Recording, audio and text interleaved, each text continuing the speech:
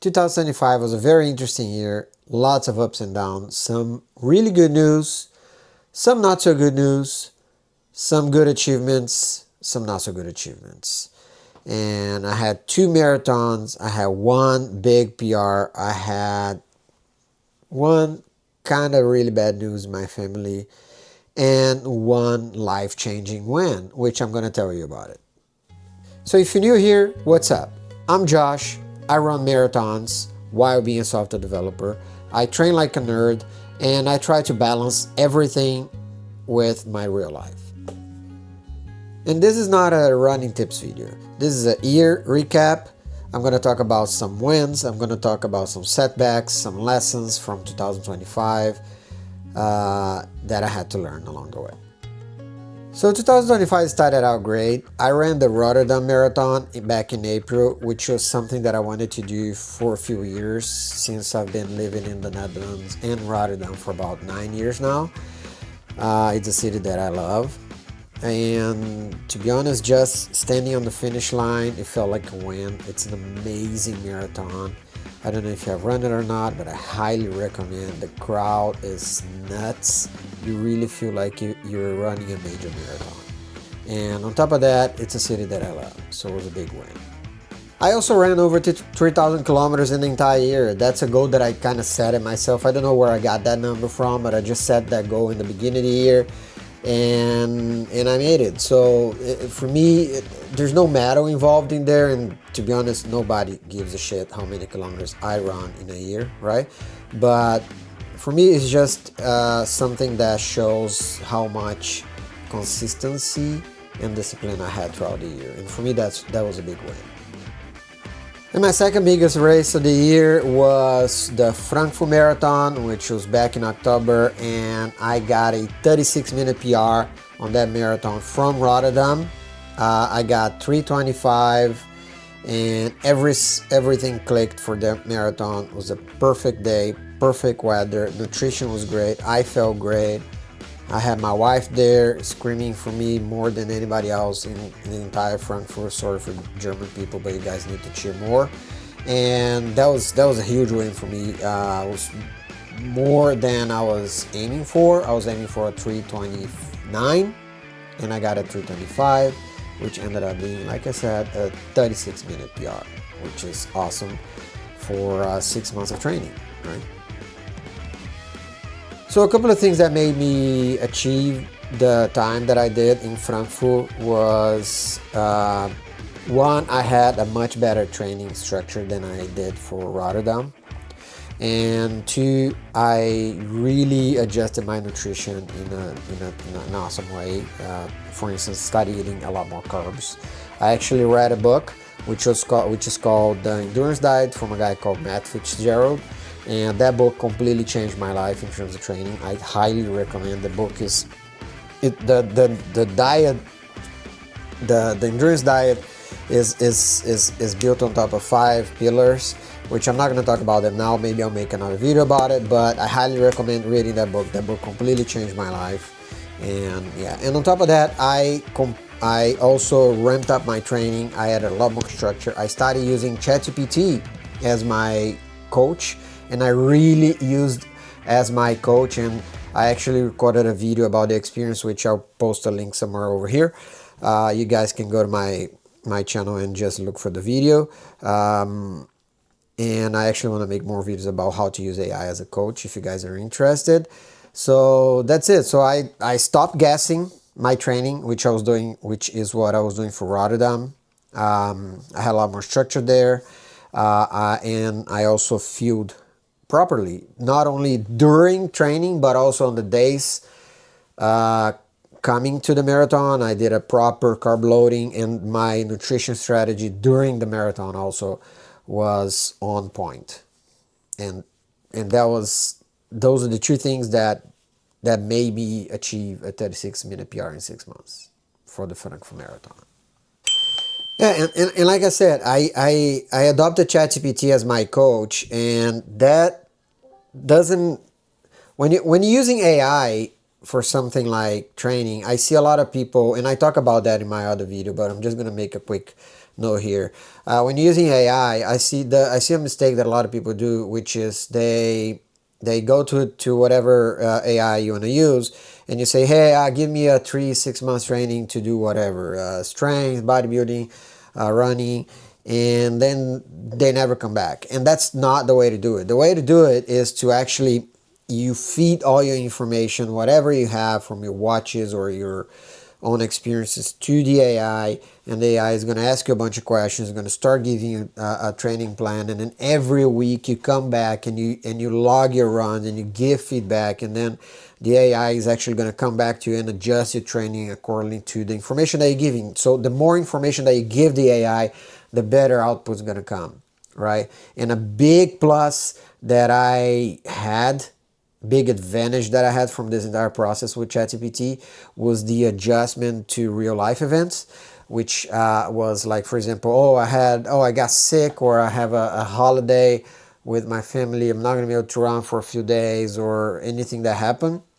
The AI is really able, because it knows your history, and is really able to adjust your training on the spot when the yeah when the option, like if you're working with like a real coach or something you got from the internet or a running club, the response is not going to be so fast on those situations. So that made a huge difference, and was, to be honest, one of the best experiences that I had in terms of training structure for running. Now let's talk about the biggest win of the year, right?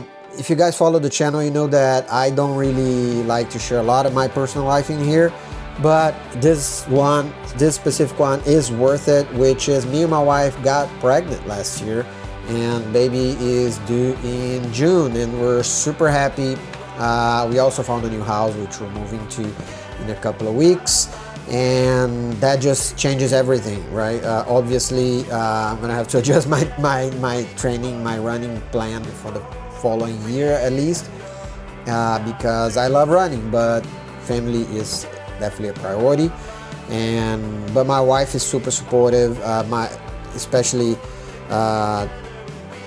during my current training for the next marathon that I have, which is London. But nevertheless, we're super happy. We got pregnant. This is something that we wanted for quite a while, and I think we're super lucky also the way it happened for us, and that's it. Huge win, the biggest one of the year, without a doubt. Oh, so now let's talk about a few setbacks, right?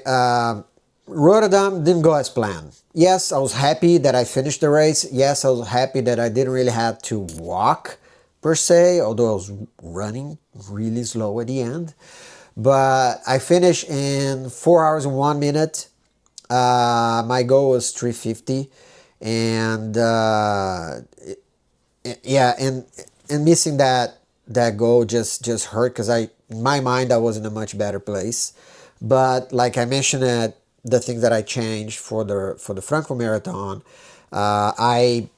my nutrition was off, my training structure was off, and I kind of just went for it. I did run quite a bit. I did do quite a bit of volume, I think, at least for someone in my experience at the time, but wasn't enough. And yes, it did hurt, and that's why I went after it, and it happened, and I got what I got at the Frankfurt Marathon 6 months later. But that was definitely one of the setbacks of the year. Another big setback of the year, which also has a silver lining, and I'll get to it in a bit, which is the setback is that when we went back to Brazil for Christmas and New Year's in December, a couple of days after we arrived, my dad had a stroke, and was quite serious at the time. He was actually very lucky. It could have been a lot worse, but the silver lining is that I was there. I was able to be with him and help him as much as I could during the time that I was there. But obviously, running took a back seat during my time in Brazil. Obviously, family always comes first. I did still run. I did still as much as I could find the time to run. But obviously, but I also had to spend as much time as I could with him and helping him during the recovery. But again, I mean, I'm not to get into too much into my personal life. I just want to say now, like a month and a half after the event, he's already recovering much better. The recovery is actually going much faster than we all expected, considering what happened.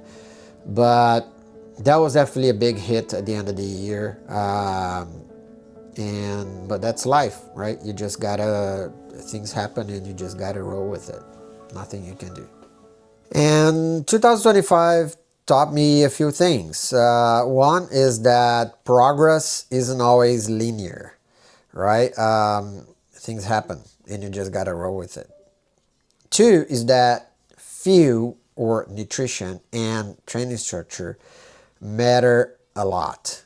So yes, if you can't just go out and do whatever, in my opinion, it's still better than doing nothing. But if you can invest a little bit of thought into it, it can go a long way. And last but not least is that, life and family, they always come first, right? And whatever happens, whatever goals you might have for your fitness journey, like I have to go to qualify to Boston, family will always come first. If you know me, you know that if it's somehow possible for me to do my training sessions, I will do it. This week I was at the gym at 10 p.m. doing a training session of 18 kilometers because I didn't have time during the day. But family always comes first. So that's it. It is what it is. And the goal of this whole thing that we do here with like running and learning and getting into sports, I think the goal, what we need to take out of it is that the goal is not perfection. It's actually adaptability. So you need to be disciplined, you need to be consistent, but you also need to learn that things happen and you have to adapt to it. You can always chase performance and still honor your real life. I guess that's the lesson here, right? And that's it. That was my year, 2025. If this resonated with you, don't forget to like and subscribe the video. That help us a lot. And more training to you, more honesty in your life, and more running always.